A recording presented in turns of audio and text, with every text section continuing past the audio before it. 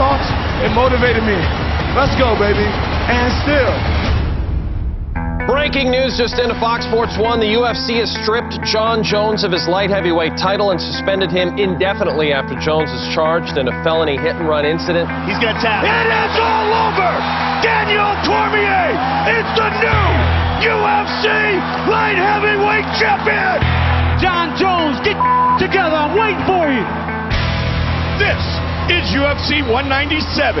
Jon Jones returns to the octagon tonight. Nice elbow by Jon. Boom, right to the side of the head. Throws him down. Jon Jones now the interim light heavyweight champion. I don't think I want that belt. It's not the real belt. I want my actual belt back. I'm so excited to fight Daniel Cormier. As Jon left, you know, he stared me down and he flipped me the bird. We cannot wait to see you guys go again. All right, UFC 200, the champ and the interim champ, Cormier versus Jon Jones 2. I'm younger, stronger, more athletic, and I'll beat you 10 times out of 10 times. You have lost your mind. I'm going to be trying to rip your head off every second. I'm willing to die to beat you. Okay. Be prepared to do that.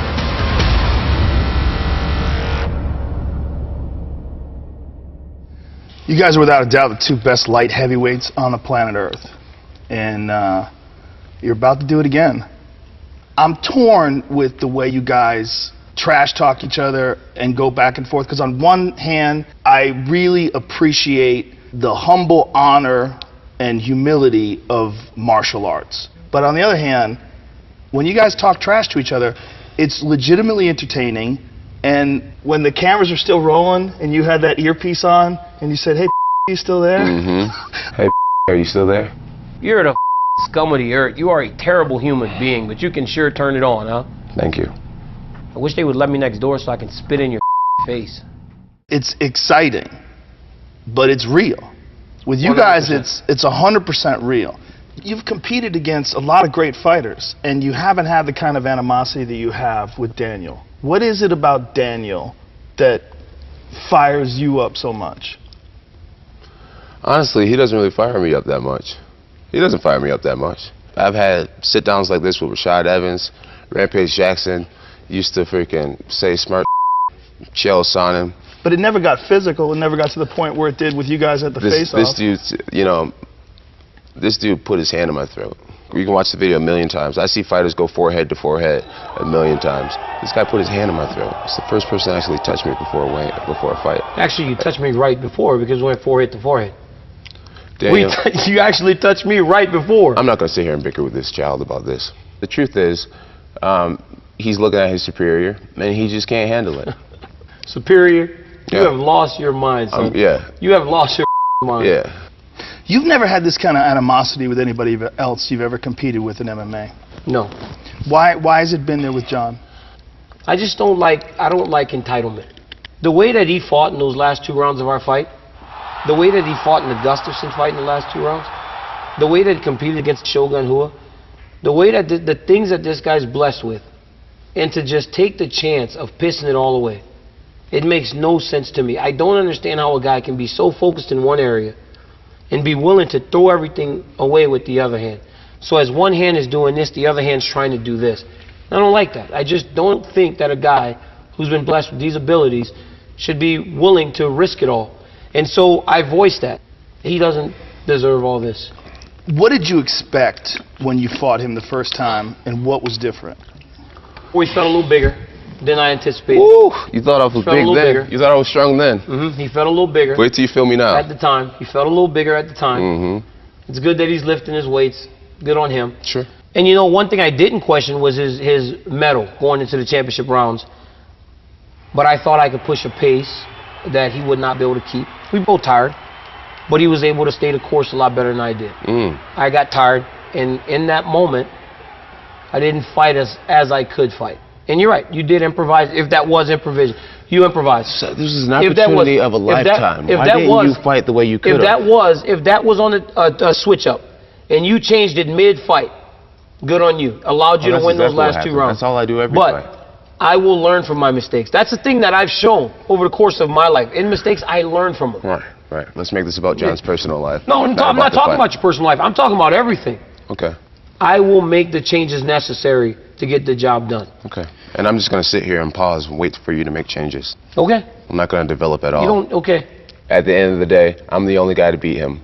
He had his very first title shot, which means I would imagine his coaches had him in the best shape they could possibly get him in, and he still lost the fight, which means you can blame it on being nervous, or I had never fought on that stage, or I had never fought a light heavyweight for 5 rounds, whatever excuse you want to come up with for why you lost the first time.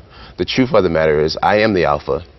He really wants to be the alpha. He has no real reasoning in his mind for why he's not the alpha. And that's why there's a hatred there. The hatred comes from him. It stemmed from him from the very beginning. I met him backstage, Brock Lesnar versus Cain Velasquez, and I simply said, dude, I believe I'll take you down. I'll take your ass down, which I've proven to be true on numerous occasions now. And he chose to use that as this huge insult and created a drama and a beef right then and there. You're right. He wins the argument. What's your excuse? Won the fight. What's your excuse? You won the fight, John. What's your excuse? But we get to run it back, John.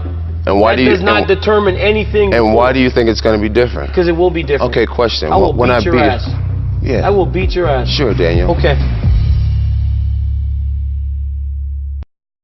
Breaking news just into Fox Sports 1. The UFC has stripped Jon Jones of his light heavyweight title and suspended him indefinitely after Jones is charged in a felony hit-and-run incident. Unfortunately, we're seeing this kind of pattern of self-sabotage. So what I would like to see is some kind of personal healing. I want to see Jon learn from this. He's not a bad person, you know. Jon has been a legend in the sport. He can go down as one of the greatest guys or one of those guys that said, man, he had it all, but just didn't see it.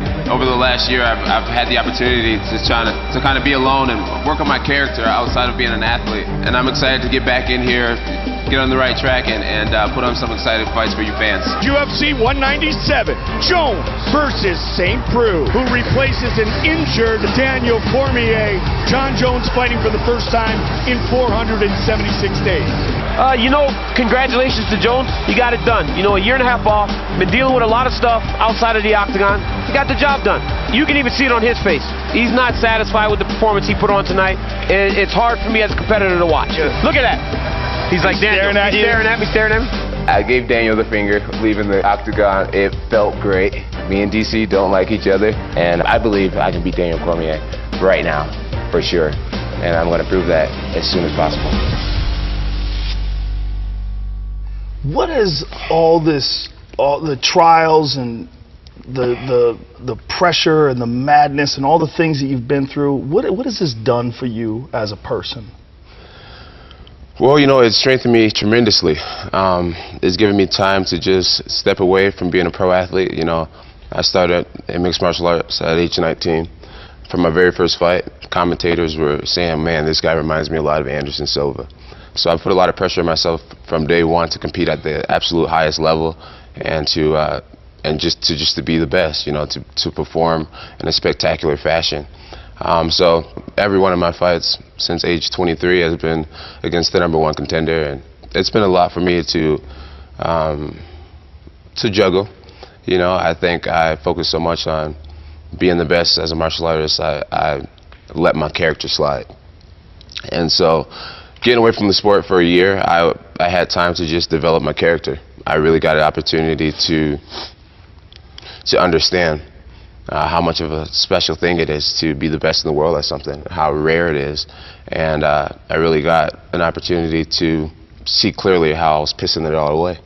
So having this time away has really just developed me as a person, and ultimately that relates to me as an athlete. I feel like I'm at the top of my game as an athlete and as an individual.